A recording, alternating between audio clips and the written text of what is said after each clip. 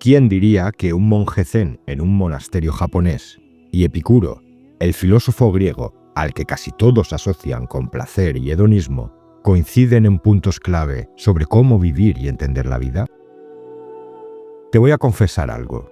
No me gusta complicarme la vida. Ya se complica sola, sin que nos pregunten, como para encima añadirle más piedras al camino. Ahora bien, para aceptar esto y fluir con ello, uno tiene que conocerse un poco, saber qué te hace sentir vivo y pleno sin forzar demasiado. Cuando hablo con alguien que anda buscando sentido o se siente perdido, siempre le digo lo mismo. Piensa en cuando eras niño.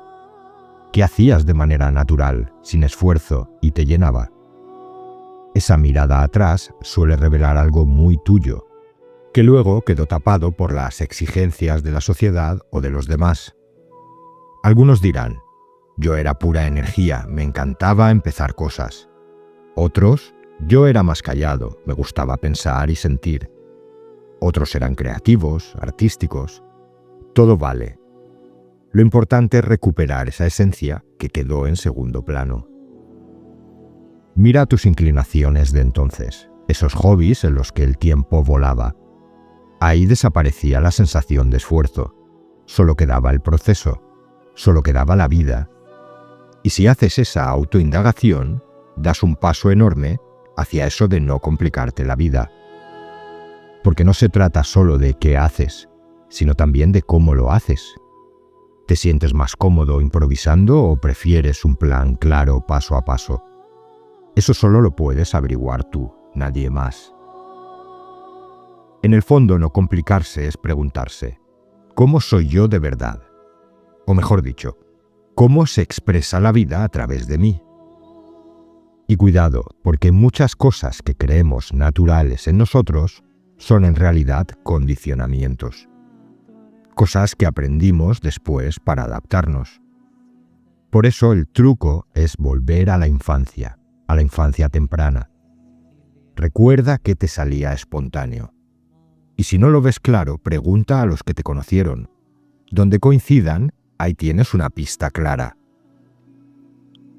Sé que para algunos, y lo veremos en comentarios, este enfoque suena conformista, como si fuera vivir sin propósito o sin aprovechar el potencial. Pero no, el potencial real no es el mismo en todos, ni se aplica igual. Y aquí está el error, para mí, de tanto mensaje vacío que escuchamos hoy. Sé tu mejor versión, lucha por tus sueños, supérate. Sinceramente, a mí me da un poco la risa. Si soy un perro y el estándar de superación lo ponen los pájaros, voy listo si quiero volar. Pero si me centro en ser perro y en sacar lo mejor de eso, entonces sí. Y lo curioso es que no hace falta pelearlo. Lo que brota de tu naturaleza fluye. Claro que requiere energía y tiempo, pero eso no es lucha. Así que ojo. No hablo de hacer poco ni de esconderse por miedo. Hablo de conocerse, de usar tu intuición y tu espontaneidad para situarte mejor frente a lo que venga y enfrentarlo a tu manera. Porque aunque no lo digamos mucho, a todos nos gusta sentir que podemos con algo. Ese orgullo está ahí.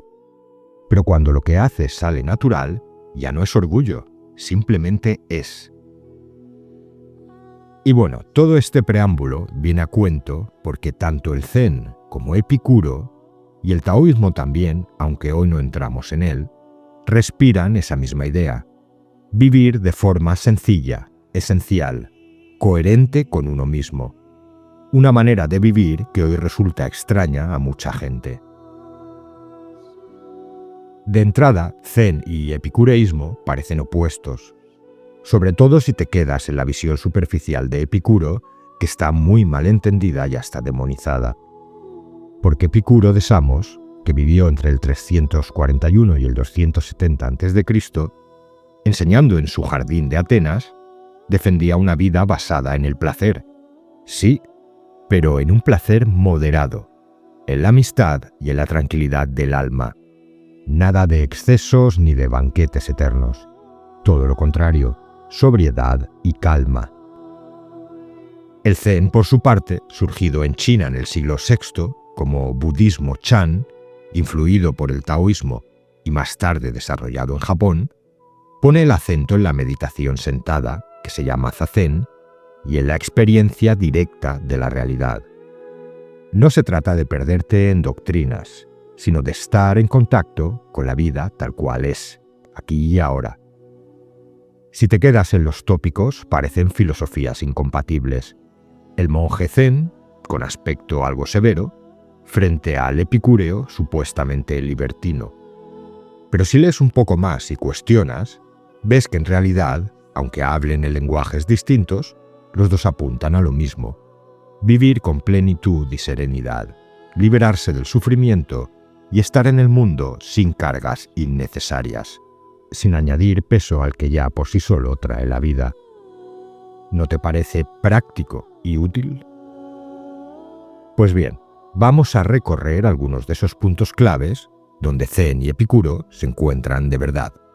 Comenzamos.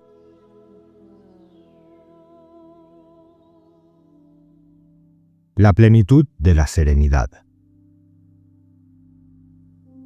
Como hemos dicho, Epicuro y el Zen, aunque a primera vista suenen a mundos muy distintos, en el fondo buscaban lo mismo: vivir tranquilos sin complicarse la existencia y sin cargarse con más peso del que ya trae la vida de por sí. Para Epicuro la clave estaba en algo que llamó ataraxia, que básicamente significa vivir sin turbaciones internas, sin que los miedos o las ansiedades te revuelvan el alma. A esto le sumaba la aponía, que no es más que estar libre de dolor físico. Para él, con esas dos condiciones se alcanzaba la verdadera felicidad. Un estado de calma en el que los temores dejan de gobernarte y en el que los deseos desmedidos ya no te arrastran como un torbellino. Fíjate que no hablaba de lujos ni de excesos, sino de paz y equilibrio. El Zen, en un contexto totalmente distinto, llega a algo muy parecido, pero con otro lenguaje.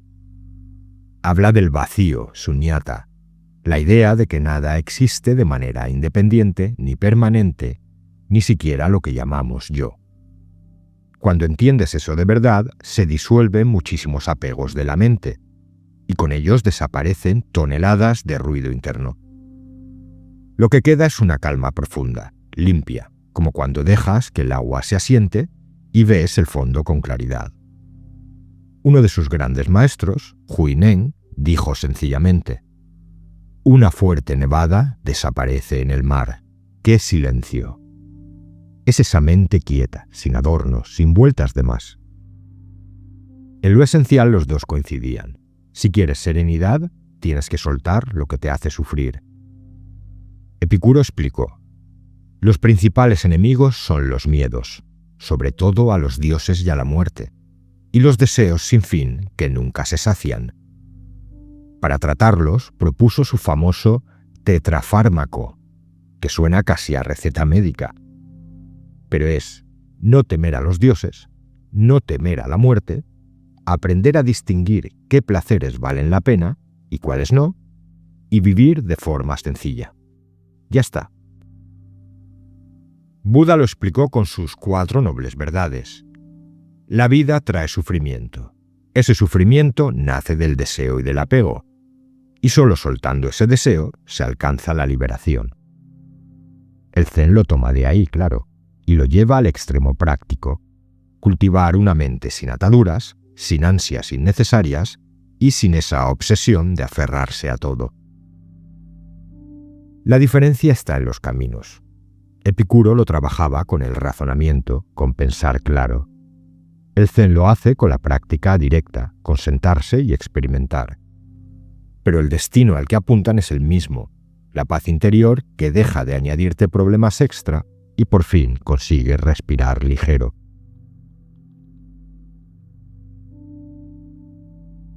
El papel del deseo y la satisfacción. Para Epicuro, el tema del deseo era central. Gran parte de nuestra felicidad o de nuestro sufrimiento depende de cómo lo gestionamos. Y lo que planteaba era casi de sentido común, aunque hoy sigue pareciendo revolucionario. No todos los deseos son iguales, y no todos merecen ser perseguidos. Por un lado están los deseos naturales, los que forman parte de nuestra condición humana natural. Y dentro de estos, Epicuro diferenciaba entre los necesarios y los no necesarios. Los necesarios son evidentes: comer, tener un lugar donde resguardarse, contar con un mínimo de salud y algo que él valoraba muchísimo: disfrutar de la amistad. Eso es lo básico. Si lo tienes cubierto, decía Epicuro, ya puedes vivir tranquilo. Luego están los naturales, pero no imprescindibles, como darse un banquete sofisticado o disfrutar de un vino excelente. Esos también se pueden gozar, claro, pero con moderación y sin hipotecar tu vida ni tus relaciones por ellos. Resumiendo, Epicuro diría: satisface lo necesario de la manera más sencilla posible, y si accedes a lo no esencial, que sea sin poner en riesgo tu salud, tu libertad ni tu amistad. En el lado opuesto están los deseos vanos, la obsesión por acumular riquezas sin fin, la búsqueda de fama o el ansia de poder. Esos deseos, según Epicuro, no llevan a nada bueno. ¿Por qué? Porque nunca tienen fin. Cuando crees que has alcanzado lo que querías, inmediatamente aparece otra necesidad inventada y la rueda sigue girando. Es como llenar un saco roto. No lo vas a lograr, jamás se colma. Él decía: nada es suficiente para quien poco no es suficiente. Y por ello defendía la frugalidad voluntaria, es decir, aprender a contentarse con lo suficiente, porque la verdadera riqueza no es tener más y más, sino necesitar menos. El Zen llega a una conclusión muy parecida, aunque la lleva incluso más lejos. Para el budismo en general, el deseo egoísta es directamente la raíz del sufrimiento. Sin demonizar el deseo en sí, ni de prohibirse todo, sino de entender que cualquier forma de apego, ya sea a placeres, a objetos, a ideas o incluso a la propia imagen de uno mismo, genera tarde o temprano inquietud. La razón: bueno, la realidad es cambiante, nada permanece igual, y aferrarse a algo que no dura para siempre solo te va a traer frustración. La solución que da el Zen, y repito, el budismo en general, es el desapego. En la práctica, algo muy concreto: observar cómo surge un deseo en tu mente y dejarlo pasar, sin engancharte, ni seguirlo compulsivamente ni reprimirlo con violencia. Simplemente verlo, reconocerlo y permitir que se disuelva. Es como el dejar ir, la técnica de soltar de David R. Hawkins.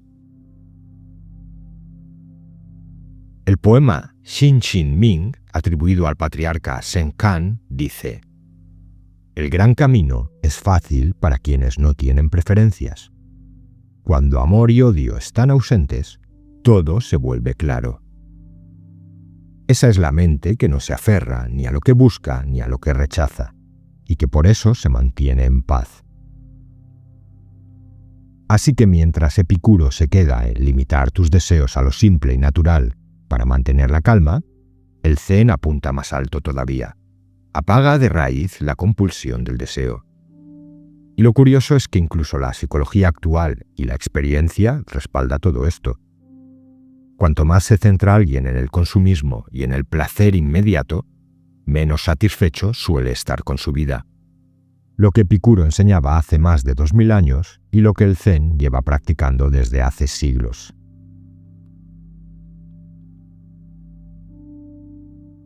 Sencillez, contemplación y meditación. Epicuro montó su escuela en un lugar que se llamaba El Jardín, a las afueras de Atenas. Allí vivía junto a sus discípulos sin meterse en política ni en disputas públicas. Era un espacio abierto a todos, hombres y mujeres, libres y esclavos. Cualquiera que quisiera aprender podía entrar. Y eso en su época era algo muy radical. La vida allí era austera: pan, agua, fruta, y si un día aparecía un trozo de queso, lo celebraban como un auténtico banquete. La idea era reducir necesidades al mínimo, depender de poco y evitar sobresaltos. Epicuro repetía: La pobreza, si es alegre, es una gran riqueza. No se trataba de sufrir adrede, sino de aprender a encontrar alegría en lo simple. Si saltamos ahora a un monasterio zen, verás algo no muy distinto. Los monjes tienen lo justo: un cuenco, un par de mudas de ropa, lo básico para asearse. Su comida es frugal, ligera, normalmente vegetariana, y la rutina diaria está marcada por el trabajo manual, la disciplina y, sobre todo, meditación. La idea tampoco es acumular, sino hacer cada cosa con plena atención, lo que sea, lo sencillo: barrer, preparar el té, cultivar el huerto, nada es secundario. Todo se hace con la mente presente. Lo dice bien un viejo dicho zen: antes de la iluminación, corta leña y lleva agua. Después de la iluminación, corta leña y lleva agua. La vida ordinaria, cuando se vive con conciencia, se convierte en el camino mismo. La diferencia principal es que Epicuro no pedía un ascetismo total ni renunciar al mundo. Los monjes zen, en cambio, sí asumen votos estrictos de celibato, obediencia y vida comunitaria. Aún así, el espíritu de fondo es el mismo. Quien necesita poco, tiene menos motivos para perder la calma. Ahora bien, no todo es cuestión de estilo de vida material. Tanto Epicuro como el zen tienen una vertiente de práctica interior. Epicuro lo hacía a través de la reflexión y el diálogo filosófico. Sus discípulos memorizaban frases breves, las máximas capitales, y las repetían una y otra vez hasta grabarlas en la mente. Además, se analizaban los miedos y los deseos, se discutían entre amigos y se buscaban respuestas juntos, como si fuera una terapia de grupo. La filosofía no era un entretenimiento intelectual, era una verdadera medicina del alma. Pensar, conversar y repensar era un tratamiento para curar las ansiedades. Epicuro aconsejaba ejercitarse en estas ideas tanto a solas como en compañía, de día y de noche. La repetición hacía que las convicciones se asentaran de verdad. Pedía a sus discípulos repasar qué placeres habían experimentado, qué dolores habían evitado y qué podían aprender de ello. También insistía en conservar en la memoria las conversaciones agradables, porque incluso en su lecho de muerte encontraría alegría recordando los diálogos con sus amigos. El zen esto lo trabaja desde el silencio de la meditación. La práctica fundamental es sentarse recto, respirar y observar cómo los pensamientos aparecen y desaparecen sin engancharse a ellos. A fuerza de práctica, la mente se aquieta y surge una claridad que no depende de nada externo. El maestro Dogen decía: sentarse y olvidarse de uno mismo. En la escuela Rinzai, además, utilizan los famosos koanes, esas preguntas paradójicas que rompen la lógica habitual y provocan el despertar repentino o satori. De nuevo, ambos se cruzan en lo crucial, que es que no basta con entender la teoría, hay que practicar cada día, hay que vivir y experimentar.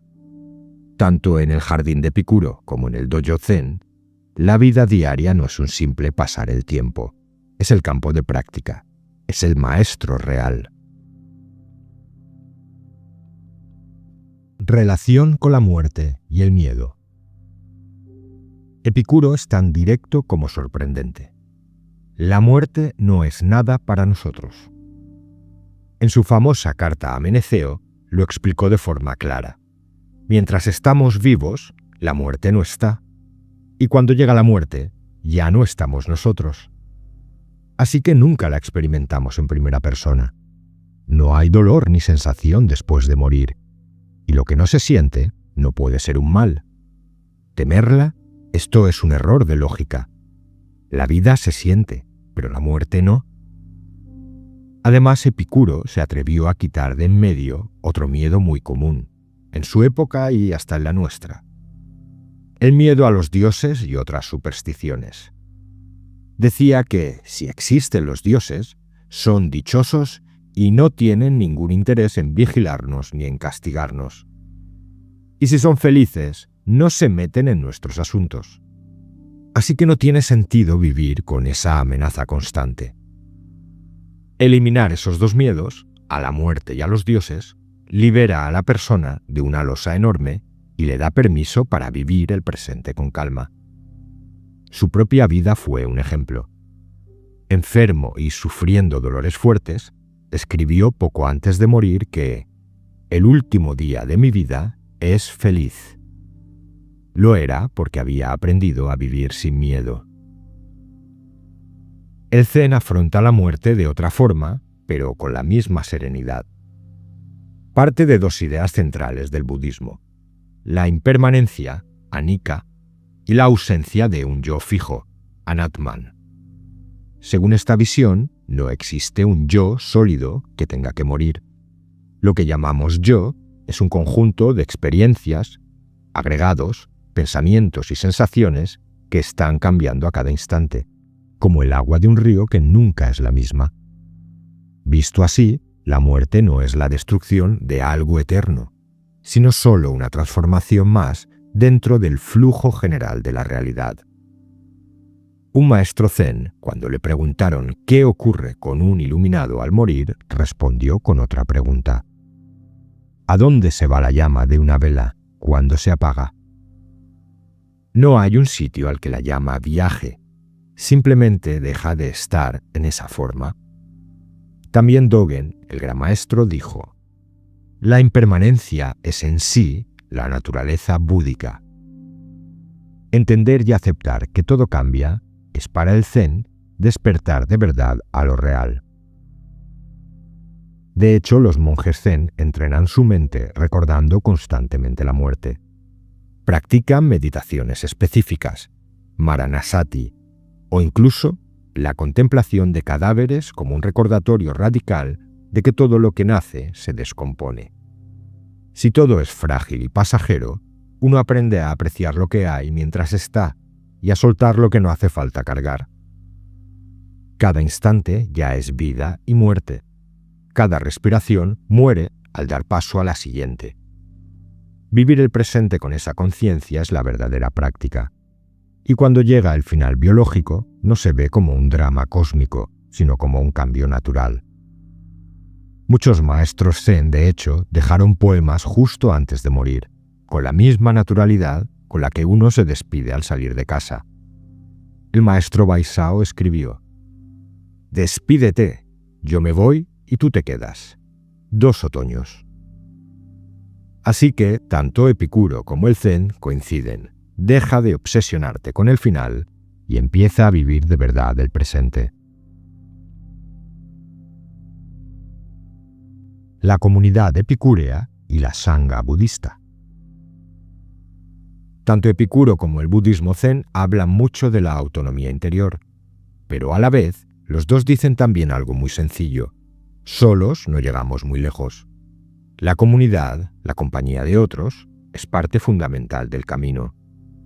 Epicuro dijo: de todos los medios que la filosofía nos da para vivir felices, ninguno es más importante, fecundo y gozoso que la amistad.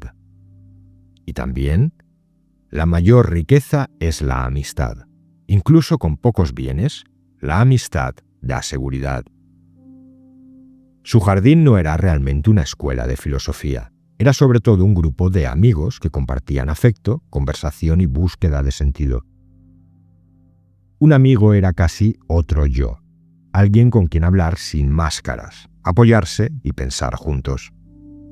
La amistad, que ya era un placer en sí mismo, también tenía ese valor práctico enorme. Quitaba miedos, daba consuelo y creaba seguridad. Y al vivir en comunidad, podían bastarse a sí mismos, reduciendo la dependencia del exterior. El que sabe vivir de poco se basta a sí mismo, y sabiendo esto tendrá amigos. En el budismo tenemos que allí la comunidad tiene incluso un nombre sagrado, la sangha. Es uno de los 3 tesoros, junto al Buda y al Dharma. Desde el inicio, y más aún en el Zen, la vida en grupo y la relación maestro-discípulo han sido centrales. Hay un diálogo precioso en el Upada Sutta. Ananda le dice al Buda que piensa que la amistad espiritual es la mitad de la vida espiritual. Y Buda lo corrige con firmeza. No digas eso, Ananda. La amistad espiritual no es la mitad de la vida espiritual. Es toda la vida espiritual. En el Zen esa frase cobra vida cada día. Los monjes se apoyan en el zendo, meditan en fila, trabajan juntos en silencio en el samu, que son las tareas comunitarias. Es una paradoja muy interesante, porque, como hemos dicho, tanto el Zen como Epicuro hablan de la autosuficiencia del sabio, pero al mismo tiempo se enaltece la comunidad. Epicuro decía que el sabio es autárquico, dueño de sí mismo y feliz con poco. El fruto más grande de la autosuficiencia es la libertad, escribió. Pero a la vez añadía que el sabio no vive aislado, porque convivir es placentero y necesario. Tenía claro que esa independencia interior no lo separa de los demás, al contrario, le permite estar con otros por elección libre y no por necesidad egoísta. En el Zen, cada practicante tiene que experimentar el despertar por sí mismo. Nadie va a hacerlo en su lugar. Pero también se reconoce que sin un maestro y sin la sangha alrededor, el camino se vuelve mucho más duro. El Zen insiste en la autonomía de la mente hasta extremos llamativos. Maestros como Rinzai provocaban con frases como «si ves al Buda, mátalo». Y aún así, después de la iluminación, se espera que el practicante vuelva a la comunidad y sirva a otros, muchas veces convirtiéndose en maestro él mismo. En definitiva, ¿qué tenemos en ambas tradiciones? Pues en realidad un equilibrio entre lo individual y lo colectivo. Autosuficiencia no significa aislamiento. El sabio, aunque se basta a sí mismo, necesita amigos porque todo es interdependiente. Caminar juntos no es una opción secundaria, es parte del camino. El bienestar de ser tú mismo.